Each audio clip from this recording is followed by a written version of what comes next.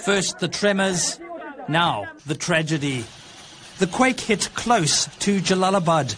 This map shows that strong tremors were felt up to 25 kilometers away from the epicenter. But light tremors were registered up to 100 kilometers away, including near Peshawar in neighboring Pakistan. Rescue teams now scrambling to get treatment for the wounded. We urge the Ministries of Defence and Interior to pay close attention here and cooperate in transporting doctors and medicine to the injured, as many people are still trapped in their homes. This is the fourth deadly quake to hit Afghanistan in a decade. A magnitude 7.5 quake hit the northeast in 2015, killing nearly 400 people. There was another in 2022, the death toll close to 1,000. And then another just a year later, 2,000 people dying after a quake rocked the area around Herat. Afghanistan is one of the poorest countries on earth. The average annual income here is roughly $430. The Taliban is appealing for all the help it can get. The UN mission in Afghanistan says it will step in, and China has offered to assist wherever it can. Our hearts go out to the bereaved families and the injured. We believe that under the leadership of the Afghan government, the Afghan people will recover and rebuild from the disaster. China will do what it can to provide help in light of Afghanistan's needs. Aid groups will have to battle not just the clock, but also the terrain. The regions around Jalalabad are remote and mountainous.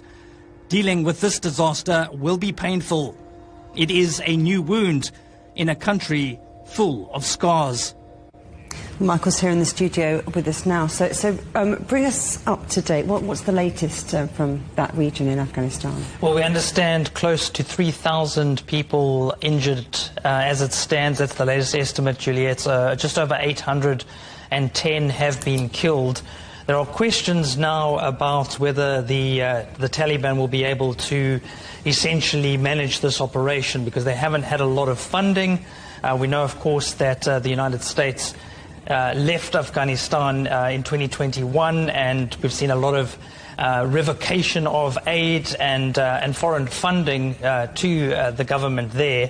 But we do understand from a statement delivered by the Taliban that about 40 flights have evacuated people from the center of the disaster zone, and around about 420 wounded and people have passed away have been evacuated from that area through those flights.